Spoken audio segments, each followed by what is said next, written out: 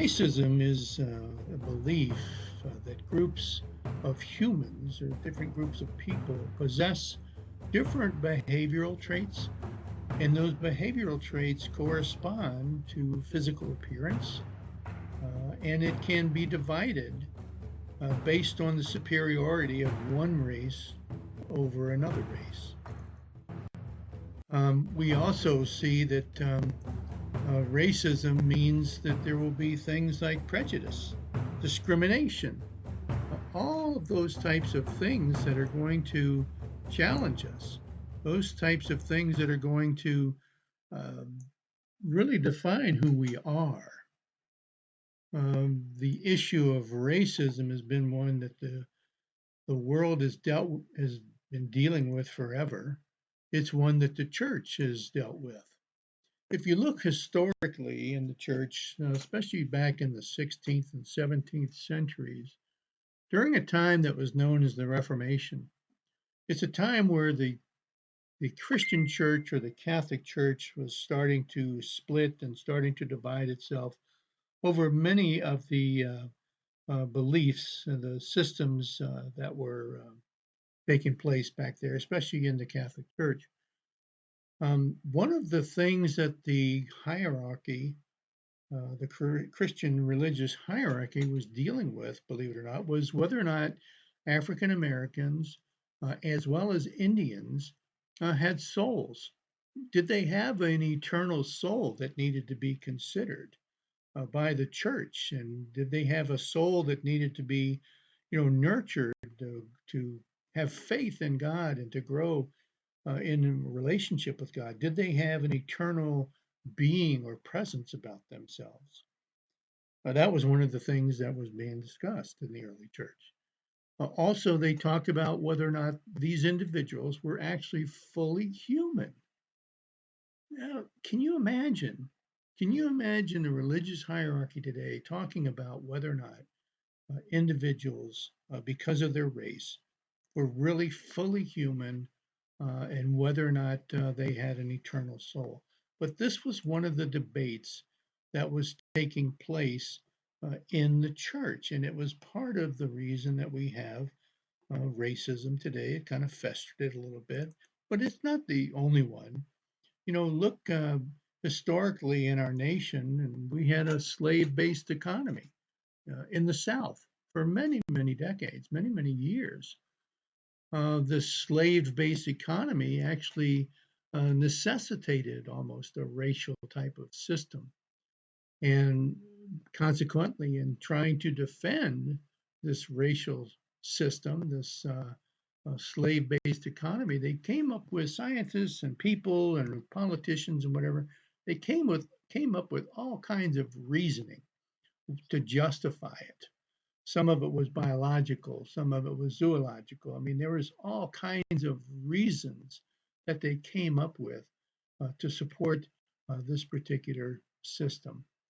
So honestly, racism has existed for centuries and in many different ways. I'm not pointing a finger at any one group or organization as far as, they're the cause of it or they're the reason that it, no. It was a combination of many different things, many different outlooks, many different good and bad people in their perspectives. It was just something that kind of developed and has been there for eons, forever. It's racism has been with us. So I want to introduce you to somebody. Her name is Alice. Alice was an African American woman who came off of a plantation in Savannah, Georgia. Well, Alice didn't know her real name. She didn't know when she was born, what year or what month. And she didn't even know where she was born, actually. And she couldn't read or write. Alice was a woman that had a complete history based on plantations and racism, and it was an awful time in our nation's history. And this woman took the blunt of it. She grew up mainly on a plantation, but then she ended up coming to work for my mom's family. And if you see there in the picture, Alice is actually holding my mother when she was very, very young. They had a fix-it shop and a tent shop that they operated. I believe my grandmother was actually a nurse, I think, if I'm right. I think that was the case. And Alice came to work with the family and to become a part of the family is a way to kind of make everything balance out. Well, as my mom told me in a conversation we had once, she said Alice really kind of became part of the family. She came to work for us and she came to, do various different jobs and chores and things of that nature, but she became a part of the family. And we cared for her and loved her, and in return, she cared for us and loved us too. Alice, it wasn't just a job for her, it was actually a family for her. And my mom spoke of her very fondly. But one day when my mom was very young, her mom and dad had both passed away. They had passed away at different times. And all of a sudden, there's this white family, all this white group of kids without a mom and a dad, and this African American woman who was taking care of them. And she had huge choices ahead of her that she needed to make. Do I hang in there? These kids need me. Do I turn them over to the authorities? What is it that we do? Well, the thing that I love about this story is not only that it's my part of my heritage, but my mom spoke very fondly of Alice and talked about how she took care of the family, took care of the kids after both of her parents had passed away. This was a choice that Alice made on her own. She didn't have to do this. She saw this group of people that she had come to know and love that were devastated by the loss of their parents, and Alice decided to respond to it. She decided to be part of the answer to it. Alice chose to put aside, the bitterness and the anguish and any of the racist things that took place in her own life in order to care for this family, this white family in Savannah, Georgia, during a time when it wasn't very easy. I remember my mom telling me that there was a lot of issues that Alice had to deal with in order to care for the family after her mom and dad had died. She said one night they were woken up by this commotion in front of the place that they were living. And she said, my mom said she looked out the window and saw a cross burning out front with a group of people. And this was a time that scared them, made them wonder what was going on. And she said that Alice gave them comfort and said, don't worry, everything is going to be okay. And so my mom said she just went back to bed. Think about this for a second. This woman who had every reason to be bitter, to be filled with selfishness and anger and wanting retaliation and who knows. Instead, she puts all of that aside.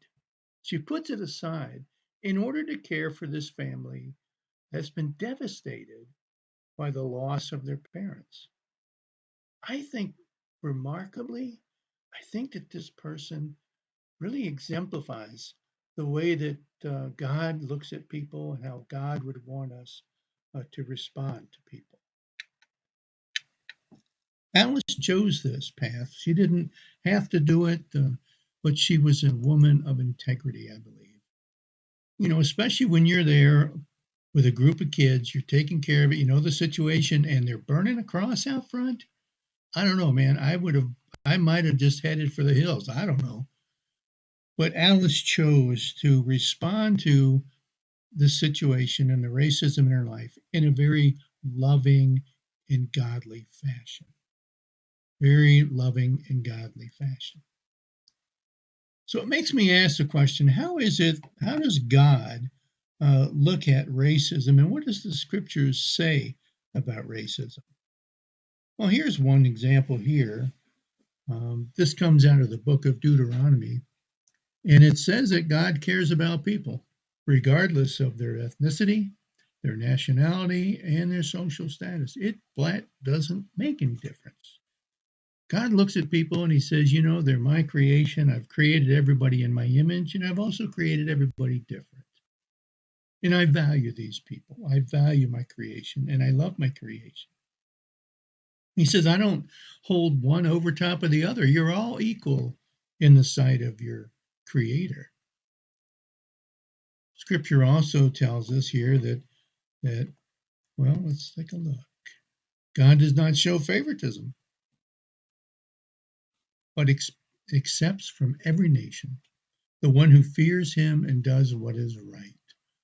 Well, that comes out of the book of Acts. And what God is saying here, what Scripture is telling us, is that God does not hold one person over the other. As I said, no favoritism, but to fear him and to do what's right. You can change that a little bit to say that love God and realize who God is and that God is a God of justice and there are certain demands that he makes upon our life. And God also respects the fact that you try and do what's right. I think, like Alice, was trying to do what is right. That's the way that the Christians should be looking at and responding to all the issues of racism. That's the goal. Alice did not have to do what she did. She didn't have to stay. She could have turned those kids over to the authorities and she could have moved on and she could have tried to carve out a life for herself doing other things in another place, but with a family that was as desperate as what they were, obviously she sought to do the right thing. And I think her response was a very godly response, especially when she put her own persecution aside. She put all of her own disadvantages aside for the sake of others. And my mom told me it wasn't easy for her at all to make these choices or to live this thing out, especially when they're burning crosses. Because it also came with a lot of hate and antagonism and all of those types of things. What do we look at? What do we find of value uh, in the scriptures that I've read, in the life that Alice, the little that we know about it? What do we find there as far as answers to the issue of racism in our world today? I think the answer lies again in our relationship with Jesus, but also in the way that we respond to racism. Are we willing to put our own feelings and thoughts and things aside for the benefit of another individual? That's what Alice did. Like I said, she could have been the victim. She could have gone down that road fully, but she didn't. You know, she didn't. She chose to care for these kids. She chose to see value in other human beings.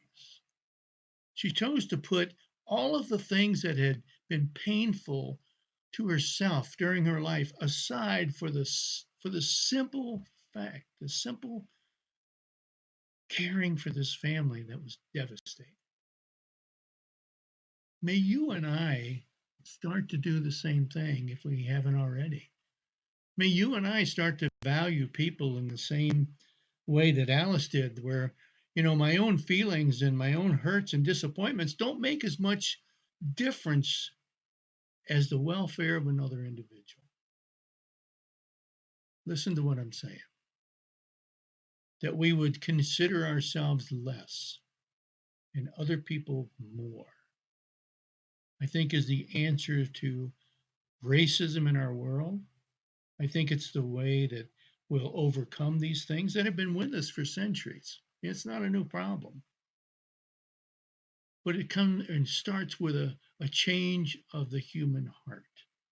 Now, I don't know about you, but you know, you can demonstrate, you can hold rallies, you can do all kinds of things. But somehow my heart needs to change in a way where I choose to value other people as much or more than myself. I need to look at an individual and say, that is a person of tremendous worth, not only to God, but also to me.